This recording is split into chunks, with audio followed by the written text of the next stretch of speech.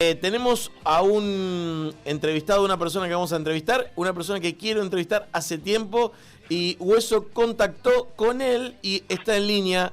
Alejandro Xomé, ¿estás ahí? Estoy acá.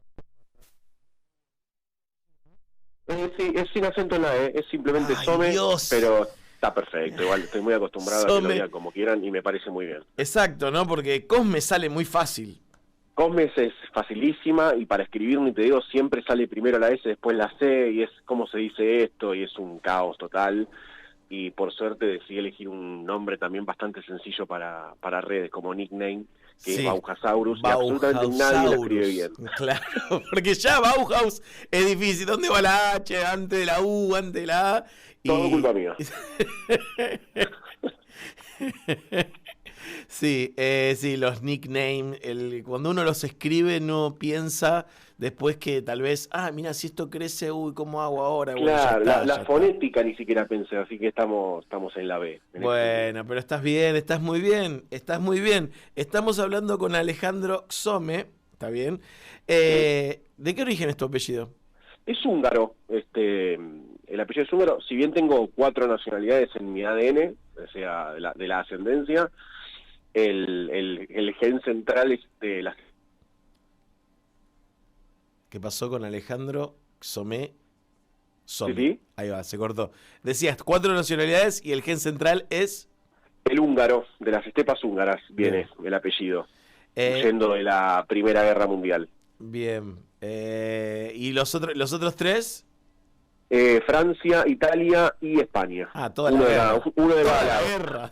Tenés toda la guerra. Se encontraron en el barco, me parece. Muy bien, tenés toda la guerra. Bueno, tenemos que decir que sos arquitecto, pero sí, más allá de eso, que hablas de arquitectura, te apasiona la arquitectura, te apasiona el diseño y en tus redes eso lo difundís, lo expresás, lo comentás. Así es. Es un poco una beta que fui encontrando con el tiempo también. No nací con eso, sino que lo fui construyendo. Y nada, me encontré con una parte nueva también en el ambiente, ¿no? Que es como cómo comunicar por lados distintos a gente que no es del palo, ¿no? Que es como lo que estaba faltando en nuestra disciplina, que era dejar de hablarnos entre nosotros, salir a hablar con la gente que no sabe lo que hacemos, que no conoce nuestras palabras, que igualmente nos debe solicitar cada tanto para hacer una casa, pero que no saben que estamos. Claro. Y la idea era como empezar a abrir ventanas de nuestro mundo a gente que en realidad sufre o disfruta de lo que nosotros pensamos y hacemos en los hábitats domésticos más que nada, en el espacio público y el espacio privado, y la idea era empezar a hablar de eso por 2 motivos centrales. Uno, para que se empiece a conocer un poco lo que hacemos y que haya como un poco más de cultura arquitectónica, pero por otro lado también para nosotros empezar o volver a nutrirnos de la mirada que no es nuestra, ¿no? De miradas ajenas, de miradas de la gente que nuevamente transita y deambula por los edificios que pensamos, por las ciudades que trazamos, y la idea siempre es, bueno, pongamos en jaque un poco nuestra profesión también desde ese lado. Sí, y está bueno eso que decís. De hecho, vi en YouTube también que haces algo que se llama como... Bien, te sonó una música, ¿no? ¿O a nosotros? ¿Qué pasó, Alejandro? ¿Te sonó un tema? Hola, discúlpame, se trabó la llamada. Excelente. Te decía que haces eso que se llama como arquitectura para no arquitectos o algo así, ¿no? Arquitectura sin arquitectos. Sin sí. arquitectos, exactamente. ¿A vos qué te inspiró en convertirte en arquitecto? Un poco como una herencia familiar muy relacionada a la construcción, más que nada.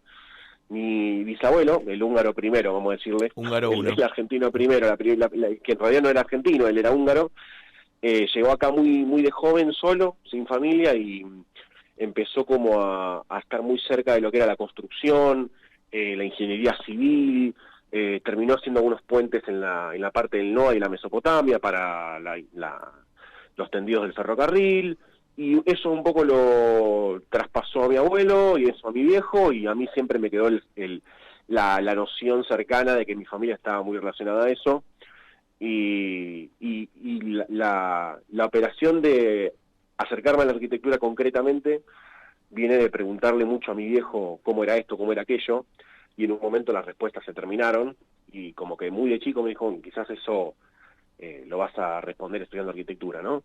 Y siempre me quedó esa idea en la cabeza de estudiar arquitectura, y básicamente cuando empecé la carrera fue como encontrar, por un lado, la beta familiar, no la beta de la sangre, y por otro, una incipiente vocación que se empezaba a despertar, que a medida que fui transitando la carrera se fue acrecentando todo eso.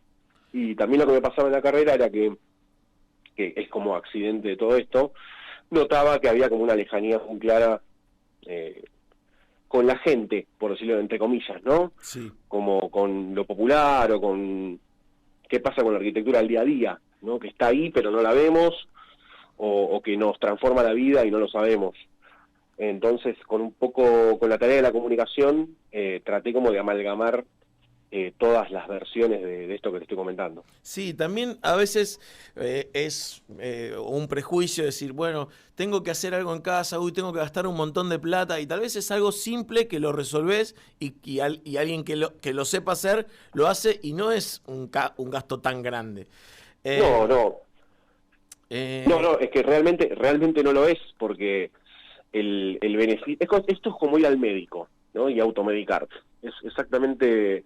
Se podría tomar como un ejemplo bastante claro de decir, bueno, voy al médico a ver qué me pasa y te recomienda el antibiótico que te va a funcionar, o puedes ir a la farmacia, comprarte cualquiera, empezar a automedicarte y empeorar el asunto. Claro. En uno de los episodios de YouTube que me interesó, porque hablabas con The Walking Conurban, y nosotros estamos en el conurbano, estamos en Moreno, si bien la radio se escucha en todos lados, estamos en el conurbano, a mí me encanta el conurbano, vivo en La Reja, pero sí sé que tiene un tinte arquitectónico muy peculiar. ¿Cómo definirías vos el conurbano y sus arquitecturas? El conurbano para mí funciona como una red es una red de contención urbana de toda la gente que no pudo vivir en capital en un momento y se fue expandiendo por la llanura pampeana y fue como conformando una tipología urbana que es la del planta baja más uno más dos, ¿no? De gente de clase media ahí sostenida, sí. a veces clase, viste, como por ahí, y empezamos a encontrar una tipología de, como un poco entre aspiracional y lo posible, de, bueno, cómo es mi casa, cómo habito este territorio, y empezamos a abrir locales a la calle, empezamos a abrir garajes, empezamos a abrir talleres mecánicos, empezamos a abrir comercios de cercanía, y se fue dando como una tipología que se repite en los tres cordones, ¿no? Que es vivienda de baja densidad, más locales de cercanía, y después tenés centralidades periféricas, y entre medio empiezan a aparecer zonas industriales.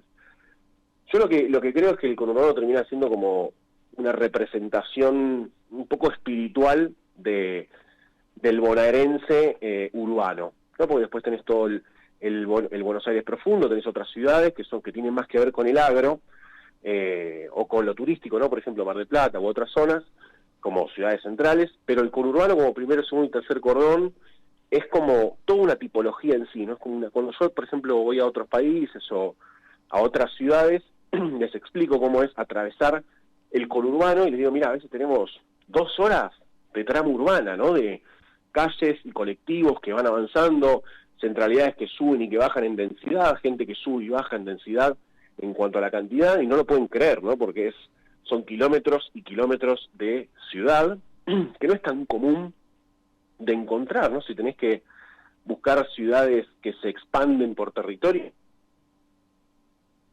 que Tokio, tenés que ir a San Pablo, ¿no? Ciudades que son ultra consolidadas y gigantescas, y nosotros lo que tenemos es un gran tapiz de densidad media-baja, con centralidades que van levantando, ¿no? Loma de Zamora, Banfield, zona norte, por todo el conurbano tenés como una suerte de, como si fuese una capa de circo, que va como bajando la densidad poblacional y subiendo, y a medida que se acerca a la zona rural, se va apagando.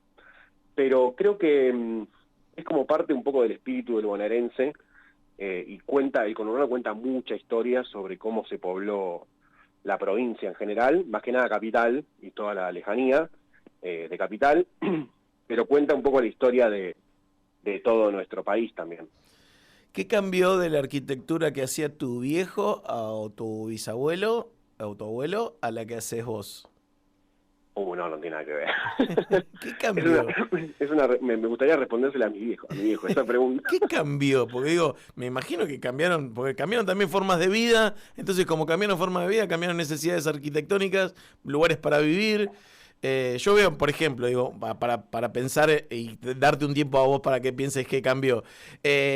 Yo laburo con algunas empresas que cambiaron los layouts directamente de sus oficinas después de la pandemia. Lo cambiaron completamente. Sacaron todo el piso y ya lo venían cambiando en plan, bueno, vamos a hacer oficinas más colaborativas y bla, bla, bla.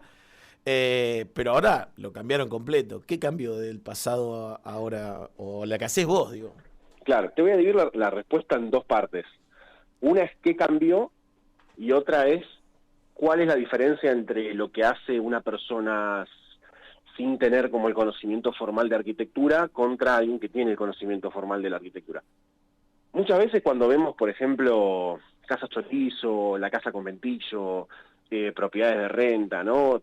Tipología del conurbano, ¿no? Planta baja más uno y la casita arriba que se hizo los herederos, ¿no? Los hijos. Sí.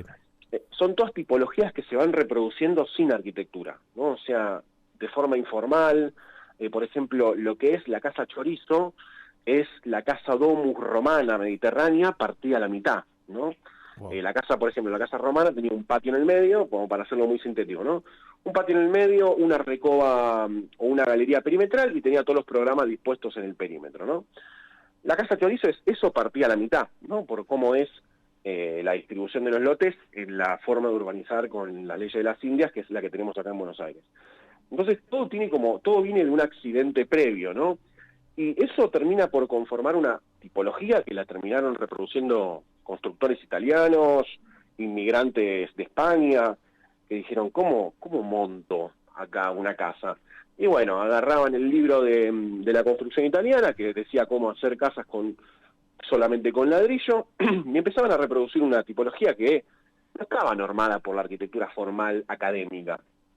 Entonces después cuando surge, o cuando la arquitectura entra como a empezar a tener más injerencia en los hábitats domésticos, toma muchas cosas de esto que se llama la arquitectura sin arquitectos, que es como expresiones de arquitectura vernácula más antigua, expresiones de arquitectura popular, ¿no? Formas de ocupar el territorio que son nativas o que son de las personas que estuvieron habitando ese territorio hace cientos de años, y aparece como guía, como guideline, ¿no? Para ver cómo podemos ocupar esos territorios de una forma similar, pero teniendo como una guía de uso, como herramientas técnicas para decir cómo doy respuesta en este lugar con arquitectura para poder habitarlo. Entonces, básicamente a mí lo que me cambió fue entender esas tipologías con conocimientos académicos. Entonces podés reproducir muchas de esas cosas, pero con el aval de la academia. Básicamente eso es lo que cambia con el aspecto siendo o no siendo arquitecto. Y después la otra es sobre qué cambió en general. Cambiaron mucho las formas de habitar, cambiaron mucho los tiempos, en la casa no es que solamente uno habita de noche o después del trabajo, sino que hay muchas actividades que surgen entre medio, ni hablar después de la pandemia que cambió mucho peor todavía, peor en realidad fue un cambio más fuerte, ¿no? Más grande. Sí. Cambió mucho cómo uno se relaciona con el hogar, ¿no? Porque incluso cambiaron las dinámicas familiares, ya en otros tiempos era más común encontrar una ama de casa, sí, hoy ya esa figura empieza a diluirse, ¿viste? En otras cosas. Ya la mujer sale de la casa, la dinámica con respecto a que alguien esté siempre cocinando no sucede más, cambian las relaciones entre, quizás yo, por ejemplo, en mi caso, yo fui la persona que se quedó criando a los hijos durante mucho tiempo, entonces mi señora no estaba en la casa, entonces cambia por completo quiénes ocupan los lugares en la casa y cómo los usan, ¿no? Por ejemplo, la cocina en un momento era central, y hoy ya, cuando preguntás dónde está la familia más tiempo, quizás están en el estar o en los dormitorios y no tanto en la cocina como en otros momentos, porque la dinámica familiar era alrededor de la situación de cocina, porque siempre había alguien ahí viviendo, o sea, estando, usándolo. Sí. Entonces cambia básicamente mucho cómo nosotros producimos arquitectura en base a cómo empiezan a cambiar las dinámicas sociales, ¿no? Dentro y fuera de la casa, porque muchas de las que suceden fuera entran. Claro. Y después tenemos un sinfín de cuestiones sobre cómo cambió la ciudad, ¿no? Pero eso ya me parece que es para otro capítulo. Sí, porque la ciudad cambió y también quienes diseñaron la ciudad, estoy pensando que, digo, hay un enfoque de diseño de ciudad, pero dejémosla para otro capítulo, tenés toda la razón. Pienso, también lo que cambió fueron los materiales. Yo, por ejemplo, cuando tuve que decidir hacer mi casa, que me hice una casa tipo refugio, la hice en madera. Porque me gustaba la madera, la hice en madera y chapa. Digo, y tal vez en el pasado era diferente, o sea, como que había algo del ladrillo que era como, que era predominante, o que había que hacerlo en ladrillo porque el ladrillo era fuerte, y a la vez decir, bueno, si una casa en madera va a durar 80 años, está bien, o sea, ¿cuánto voy a vivir? ¿No? Hay algo del tiempo también y del hogar de la casa que se hizo un poco más, no sé si llamarlo efímero, pero más rápido, ¿no? Sí, bueno, con respecto a la velocidad de la construcción de los hábitats domésticos y de las tipologías constructivas, cambió en cuanto a lo cultural, ¿no? Ya quizás la casa no significa lo mismo que antes, viste que incluso ahora se da el debate de no hace falta ser propietario de algo. Yo estoy como bastante en contra de ese discurso, con esto de, bueno, alquilá y no sos dueño de nada. Yo creo que hay como una suerte de no sé, devenir ontológico en tener un pedazo de tierra en la tierra, ¿no? Creo que hay como algo, no tanto asociándolo al tema de la propiedad privada, sino más al tema de tener un lugar de arraigo, tener un lugar de establecimiento, tener una seguridad ante los vaivenes de cualquier tipo de entramado político, social, económico, de decir, bueno, tengo un techo, tengo un lugar en donde caerme. Siempre me parece que termina como haciendo algún tipo de asiento en la sociedad bastante importante. Pero con respecto a los materiales, lo que pasa es que tiene más que ver con la economía de recursos que con cambios culturales, ¿no? Por ejemplo, acá se hace mucho casas en ladrillo, se hacían muchos casas en ladrillo porque venimos de la cultura mediterránea, que es mucho más murario, y eso, obviamente, por el tema de la colonización española y de las zonas inmigratorias, fue como haciendo mucha mella cultural acá, y además había materia prima para producir ladrillos, ¿no? Entonces, básicamente lo que hace ahí es tenés mano de obra calificada para hacer eso, no solamente para producir la materia prima, sino también para construir con esa materia prima, y por otro lado tenés para fabricar, ¿no? Tenés porque por ejemplo acá si vos vas en Buenos Aires no tenés grandes bosques, y si hubiesen venido los anglosajones a colonizar se morían de hambre con su técnica constructiva, porque es básicamente el timber, básicamente todo lo que es madera. Sí. Como pasó, por ejemplo, en Estados Unidos, claro, que fueron como anglosajones los que colonizaron. Y en un momento en un momento ahora se puso como también de moda el steel frame o el wood frame, o sea, hay como una moda, tal vez es por la velocidad con la que se construye. Sí, bueno, cuando se empiezan los materiales a ser más industriales, o se empiezan a industrializar en mayor medida, se empiezan a ser un poco más accesibles y competitivos con las otras formas constructivas. Porque, por ejemplo, cuando arrancó el steel frame a usarse acá en Argentina, no era accesible, había muy poca mano de obra calificada para ejecutarlo, había muy pocos importadores o fabricantes. Hoy ya tenés como una cartilla bastante más abierta, claro, porque hay no solamente más ofertas, sino también más demanda de ese sistema, porque se empieza a conocer, se empieza a hacer un poco más popular, y tiene algunas ventajas muy lógicas, más que nada en algunos tipos de clima en Buenos Aires o en el país, ¿no? Por ejemplo, si vas al sur, hacer una casa en ladrillo quizás se transforma en algo medio complejo para adquirir, por ejemplo, la inercia térmica, ¿no? Que necesitas muros muy aislantes o con mucho espesor. En cambio, en madera, quizás con un espesor mucho menor, claro, tenés tenés una transmitancia térmica, se llama, o aislación térmica mucho mejor. Y con una obra, porque ahí tenés mucha cultura maderera también en el sur, ¿no? Entonces, es más sencillo conseguir gente que te haga cabañas o que te haga construcciones en madera. Siempre es como una relación entre mano de obra, economía y cultura, ¿no? El tema del acceso a lo material. Hoy lo que se da es como hay mucha más industria de todo, es más fácil o está más cerquita decir hago una casa en steel frame o en balloon frame, o el platform frame, que es madera, contra algo de ladrillo, ¿no? Pero siempre es como ir viendo cómo va la curva en cuanto a tu necesidad, ¿no? Porque por ahí decís, necesito hacer una casa en 6 meses, y en construcción húmeda quizás no la haces, pero en construcción en seco sí.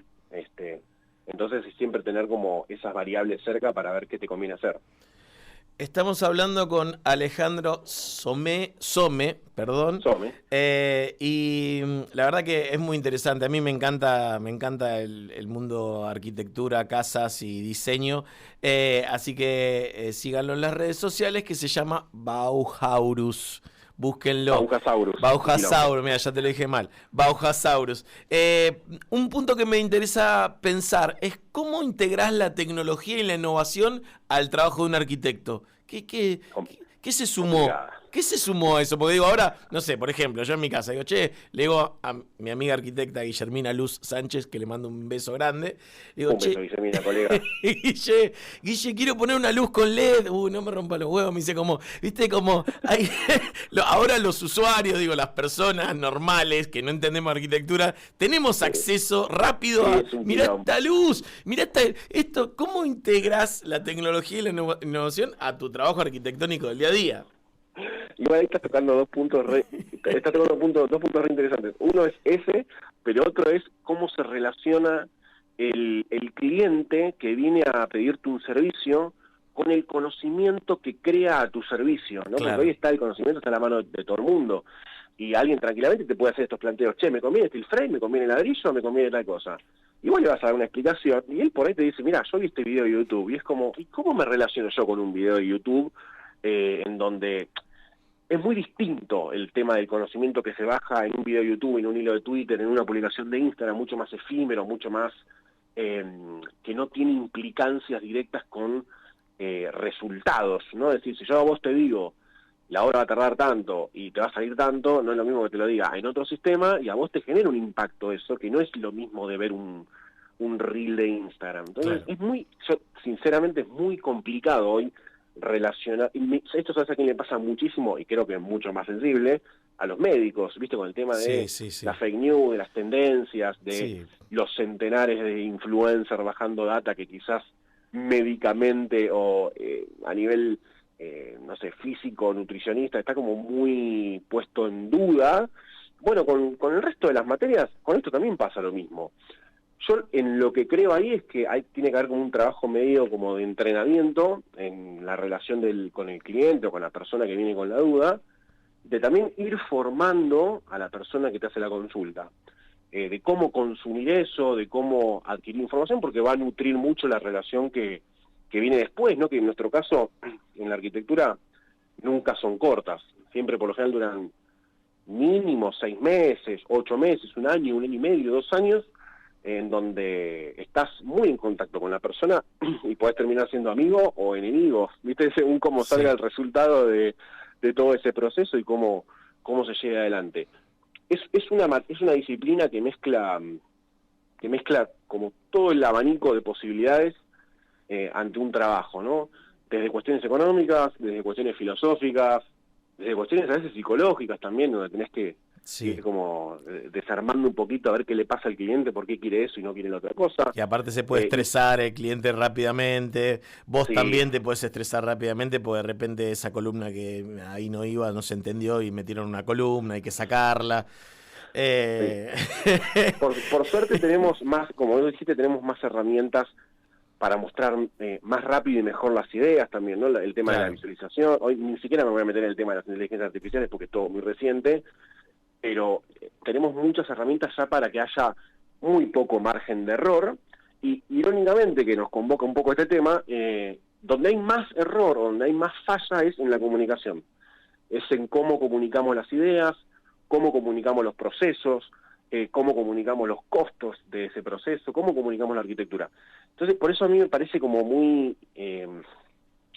me parece fundamental apoyarnos en la oralidad, ¿no? En cómo hablamos de los temas que sabemos con gente que no sabe del tema que nosotros estudiamos. Porque en entender eso está mucha parte del éxito de la operación de arquitectura, ¿no? En que el otro entienda cómo es tanto el proyecto como el proceso para generar ese proyecto. Pero es algo, a veces yo lo veo desde este lugar en donde hoy estoy como en medio de un umbral entre la comunicación y la formalidad de la disciplina, porque yo soy arquitecto, o sea, no es que me dedico solo a redes sociales, sino que yo creo que son dos caminos que tienen que seguir en paralelo, ¿no? Sí. Y en la propia práctica se va retroalimentando de lo que pasa en comunicación y viceversa. Y Sí. creo que algo de eso se debería llevar como práctica general, ¿no? Verlo en facultades, verlo en institutos, o sea, que se hable más de ese tema, que por lo general lo dejamos medio relegado a el accidente de la profesión, ¿no? Es decir, arrancá y fíjate cómo es y formate vos como puedas. Sí, Yo herramientas de creo, comunicación para tener con los clientes y los diferentes tipos de clientes que uno puede tener. No claro, está mal. totalmente. No digo, no diferente tipo por las personas, que puede ser también, pero digo, un cliente más institucional, un cliente más de una casa, tengo que hacer un edificio, tengo que hablar con un estudio, no sé cómo pensar No, en cómo sí, lo comunico. inclusive, decime. No, pensar en cómo lo comunico y las diferentes etapas, ¿no? Porque primero te comunico el proyecto, después te comunico cómo cuesta, después cómo lo vamos a hacer. A la vez, ustedes, o sea, cuando digo ustedes, estoy hablando de los arquitectos, las arquitectas, tienen esa You doble people. comunicación. Claro, tienen esa doble comunicación que es están entre el cliente y después el constructor. Y Sí, los que sí, no, olvidate. construyen, ¿no? Que a esos hay que explicarle bien dónde va la columna y hacerle el planito y dejarle bien claro. Y bueno, a los dos hay que explicarle bien, ¿no? Pero digo, Sí, obvio, hay un obvio. tema con la comunicación que es re importante, como decís. Sí, igualmente con el tema de la gente que se dedica a la construcción es un poco más, es más liviana la codificación porque manejamos los mismos Claro, jeroglíficos, ¿no? O claro. sea, manejamos planos, render, cálculos, Sí, cálculos estructurales, lenguaje técnico, entonces es un poco más sencilla explicarle, si yo le digo, bueno, acá hago una columna, ya está, hay un montón de cosas que ya se dan por sobreentendidas a la hora de decirle eso. De implicancias de hacer una columna ahí, de qué hay debajo, de qué hay arriba, de por qué se hace ahí, de las medidas, los materiales, de un montón de cuestiones que hacen que sea más sencillo el diálogo. Pero incluso esto que decías de los tipos de los clientes es muy importante porque no es lo mismo tratar, yo te voy a poner casos reales, ¿no? No es lo mismo tratar con una persona que tiene una propiedad en Capital Federal, por ejemplo, y no sabe si venderla o no, para construir ahí o construir afuera de Buenos Aires, que hablar con una persona que ya vive en el tercer cordón, en Merlo Libertad, por ejemplo, y que no se quiere mudar y que quiere construir ahí, ¿no? Entonces, son dos tipos de clientes muy distintos, pero porque son dos tipos de personas distintos, con distintas necesidades, con distintas economías, y vos tenés que tener la gimnasia como para, o la práctica, o el oficio como para girar 180 grados y con las mismas herramientas que te dio la academia, la profesión, articular una respuesta para esa persona que sea adecuada. Y al mismo tiempo exactamente. te das vuelta y tenés otro tipo de cliente que Sí. quizás es una pareja, una familia monoparental con 3 hijos que vive en Cava y no sabe qué hacer con su casa, porque es un desastre la organización y necesita saber qué hace, y después la unidad, la ampliación la quiere alquilar, ¿no? Y tenemos que dar una respuesta desde la arquitectura, nunca por fuera de la arquitectura. Practicar la empatía fuerte. Alejandro, voy a tener que cortar esta comunicación porque Dale, llegamos dale. al final, pero me parece súper interesante y me quedé con un montón de preguntas para hacerte, así que le voy a pedir a Hueso que en otro momento Dale, dale. nos contacte, porque nada, es un tema que me atrapa. Y bueno, creo que hay muchas cosas por hacer en este mundo y en este país con la arquitectura, Sí. no solo la urbanística, sino todo que tenga que ver con las casas y también, nada, hay gente que tiene necesidad de casas y nosotros tenemos que poder hacerle las casas a esa gente también, así que también tiene que haber un plan social de casas con arquitectos que la diseñen bien para que esas casas duren y sirvan. Así Estoy que totalmente de acuerdo, el tema política habitacional es algo recontra importante y de larga data adeudado. exactamente, y creo que en este caso la arquitectura, o la facultad o los arquitectos tienen mucho para aportar con respecto a eso. Sí. Y encima, si se comunican con, no sé, por ejemplo, acá hay un bosque, hablando de bosques, que te recomiendo que lo visites, se llama Parque de los Robles, siempre se lo recomiendo a la gente. Y tenemos una obra ahí en Moreno, conocemos. ¿En dónde? ¿En qué lugar? Lo que era el casco histórico, o si lo que era cerca del casco histórico, donde las Bien, calles se rompen un poquito de la trama urbana, bien, sí, excelente. Bueno. ahí. Bueno, ya hablaré contigo en otra ocasión de muchas cosas más. Te agradezco. Gracias. Estuvo con nosotros Alex Some, perdón, de nuevo. Muchísimas gracias y hasta luego. Adiós.